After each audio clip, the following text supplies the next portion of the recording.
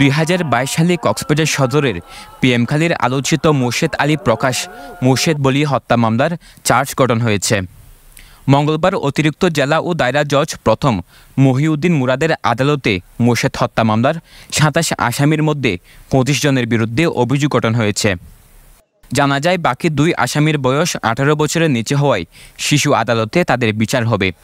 2023 সালের 31 মে আলোচিত এই মামলার অভিযোগপত্র জমা দেওয়া হয় আদালতে। মোর্শেদ আলীকে হত্যার ভিডিও সামাজিক যোগাযোগ মাধ্যমে ভাইরাল হওয়ার পর প্রতিবাদের ঝড় ওঠে। এই মামলা নিয়ে দেশজুড়ে ব্যাপক আলোড়ন সৃষ্টি হয়।